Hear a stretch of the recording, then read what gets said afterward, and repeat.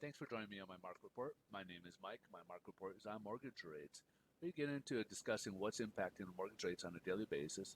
Sometimes it comes from an economic calendar or a combination of that with headline news or geopolitical.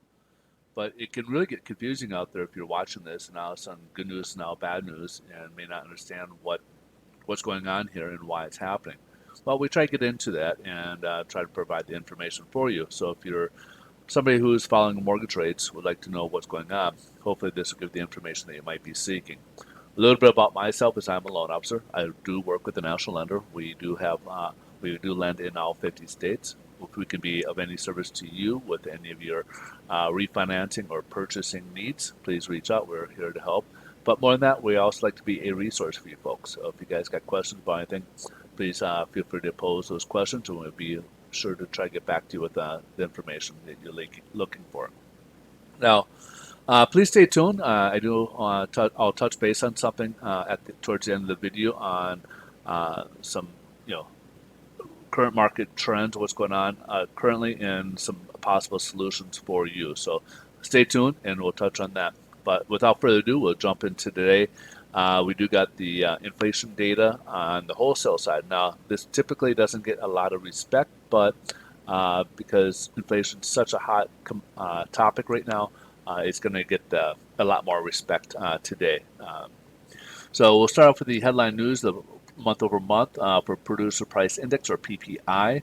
So the April number was actually revised slightly lower from 0.5% to 0.4% increase. However, forecast for the month of May was supposed to have a pretty big spike to 0.8%, and it came in the rate expectations. Now, when you strip out food and energy, you get what they call the core PPI, and this is really what we kind of look at. Now, it's month over month, like the counterpart. It what got reduced from 0.4% in April down to 0.2%. But forecast came in at 0.6 forecast for the month of April, and it came in a little bit shy at 0.5%. So, which is obviously good news. Now, it's year over year for the month of April was revised lower from 8.8% to 8.6%.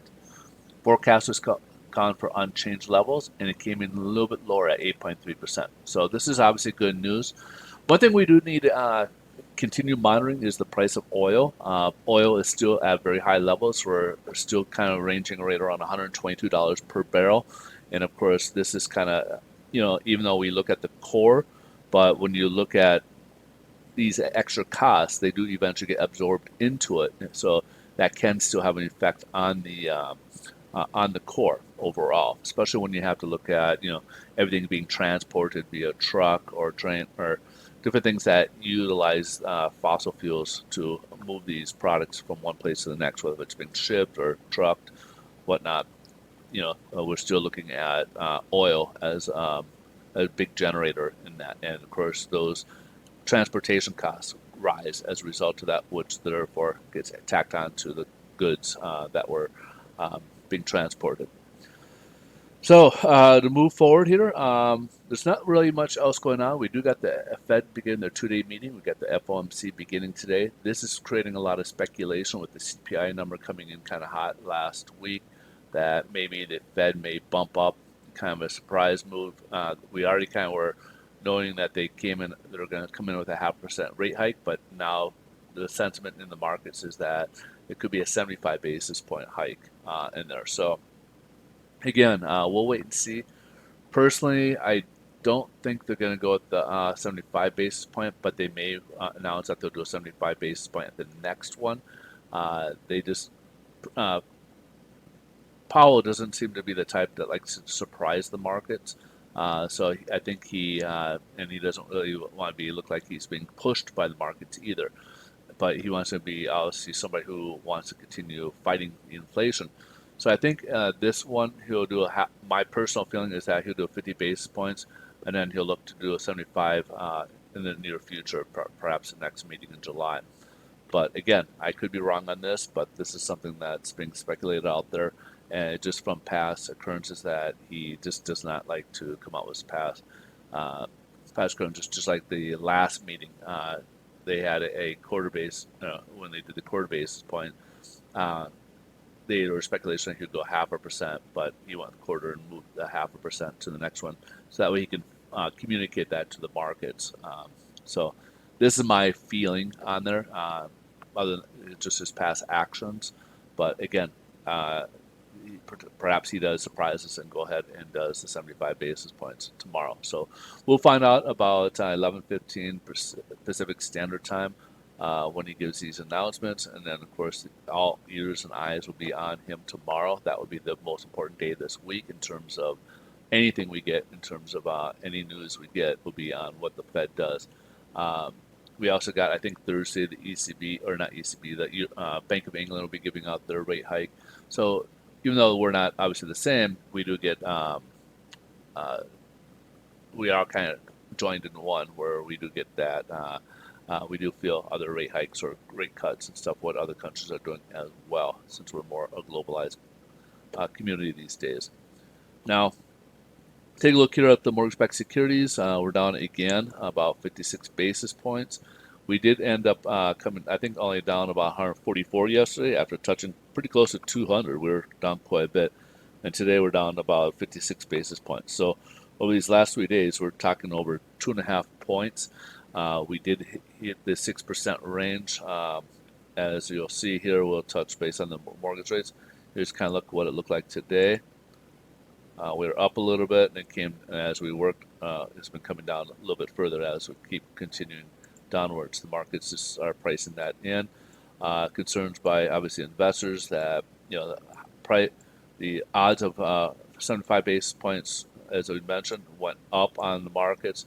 Also, potential recession is up too. A lot of people feel that we will be going into a recession, which would be with the high inflation and the recession. That would give us a stagflation, which is the worst case scenario that could ever happen. So let's keep our fingers crossed that that doesn't happen, but that is a potential issue that lie ahead. And of course, we got the 10-year Treasury at 3.45 right now. Has risen again. These are the highest levels we've seen in like 10, 11 years. So I think I showed you in the 5 year here. We were never this high. See where we're at. We're close, but not quite that high. So overall, this is where the last time at, right around 2011, 2012 range was the last time we were in this range here.